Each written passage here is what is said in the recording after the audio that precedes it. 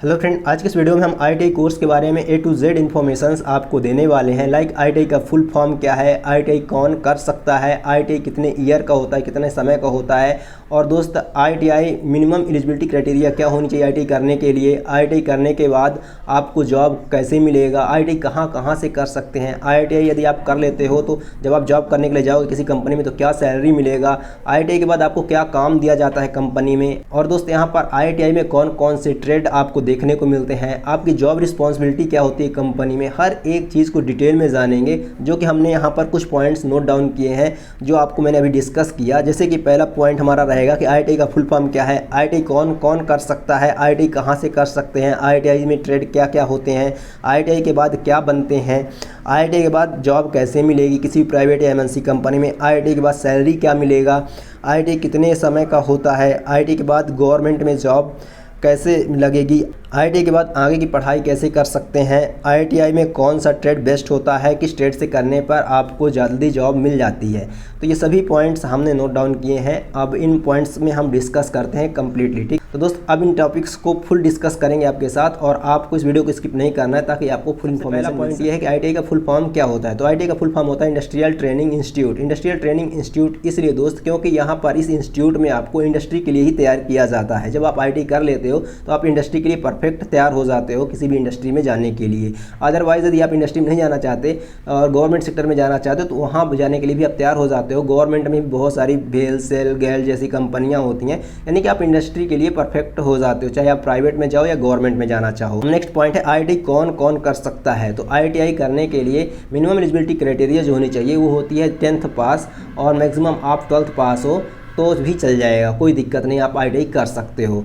अब चलिए जान लेते हैं ITI कहाँ से कर सकते हैं। तो आप ITI किसी प्राइवेट कॉलेज या फिर गवर्नमेंट कॉलेज से कर सकते हैं। आप कैसे करेंगे, कैसे एडमिशन होगा, तो दोस्त इसके लिए आपको कॉलेज ही डायरेक्ट, आपको जिस भी लोकेशन में जिस भी कॉलेज में एडमिशन लेना है वहाँ पर कॉलेज में जाकर ही बात करनी पड़ती है जब एडमिशन चालू होता है। तो अब यहाँ पर जानेंगे ITI में ट्रेड क्या हैं, कितने होते हैं। तो दोस्त ITI के जो मोस्ट इंपॉर्टेंट ट्रेड होते हैं जिन ट्रेड से आप यदि कर लेते हो तो आपको जॉब ढूंढने में ज़्यादा प्रॉब्लम नहीं होती, जल्दी जॉब मिल जाती है। तो वो ट्रेड है, पहला तो है फिटर, सेकंड है इलेक्ट्रीशियन, थर्ड है कोपा। कोपा का फुल फॉर्म होता है computer operator and programming assistant, और फोर्थ है डीजल मैकेनिक, 5 है वेल्डर, 6 है प्लम्बर, फिर वायरमैन। ये जो ट्रेड हैं लड़कों के लिए बहुत इंपॉर्टेंट ट्रेड हैं, यदि आप इनसे कर लेते हो तो आपको जॉब के लिए ज़्यादा परेशान नहीं होना पड़ता।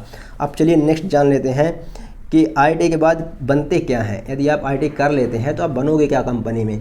तो दोस्त ITI करने के बाद यदि आप किसी भी इंडस्ट्री में जाते हो, किसी भी कंपनी में जाओगे, तो आप जिस भी ट्रेड से हो उस ट्रेड में ही आपको जॉब दिया जाता है। लाइक यदि आप फिटर से हो या फिर आप वेल्डर से हो तो आप वहाँ पर वेल्डर बनोगे, फिटर से हो तो फिटर बनोगे, मेंटेनेंस में जाओगे, इलेक्ट्रीशियन से हो तो आप मेंटेनेंस में जाओगे, इलेक्ट्रीशियन बनोगे, यानी कि आप जिस ट्रेड से करोगे ITI वही चीज़ आपको बनाया जाता है वहाँ पर। ठीक है, अब आता है दोस्त कि ITI के बाद जॉब कैसे मिलेगी, किसी भी कंपनी में ITI के बाद जॉब कैसे मिलेगी। तो दोस्त प्राइवेट हो या मल्टीनेशनल कंपनी हो, इस टाइम ITI के बंदों की इतनी डिमांड है कि आप किसी भी कंपनी में, जिस भी कंपनी में आप जाना चाहते हैं उस कंपनी के आप गेट में चले जाओ टाइम ऑफिस में, वहाँ पर आप बस रिज्यूम सबमिट करना होता है, आपको जॉब 100% मिल ही जाती है। पर्टिकुलर उस दिन ना मिले लेकिन आपको पर्टिकुलर डेट बता दी जाती है या फिर आपके मेल में मेल कर दिया जाएगा, आप घर चले जा सकते हो उस कंपनी में रिज्यूम छोड़कर, तो आपको 100% इन्फॉर्म किया जाएगा कि आपको कब आना है। ठीक है, तो आप जिस भी कंपनी में जाना चाहें, लाइक टाटा मोटर्स हो गया, आइसर हो गया, फोर्स मोटर्स हो गया, किसी भी MNC कंपनी या प्राइवेट कंपनी, प्राइवेट में तो आपको तुरंत ही ले लेंगे लेकिन MNC कंपनी में भी आपको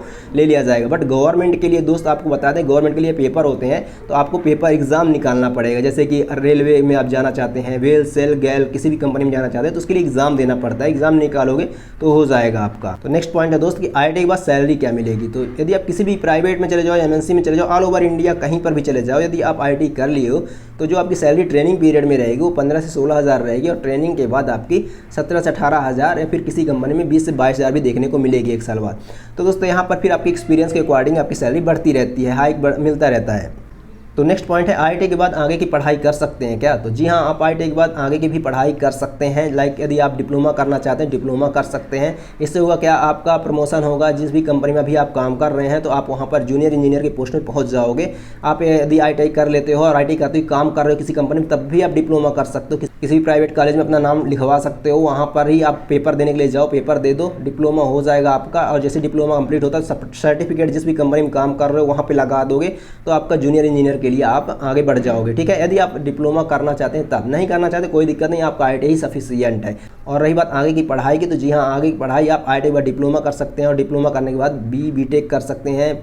तो दोस्त यहाँ पर क्या होगा, फिर उसके बाद आप MBA भी कर सकते हैं, यानी कि आप जॉब करते हुए ये सारी पढ़ाई कर सकते हैं, कोई दिक्कत नहीं है, आपको कोई प्रॉब्लम नहीं आएगी।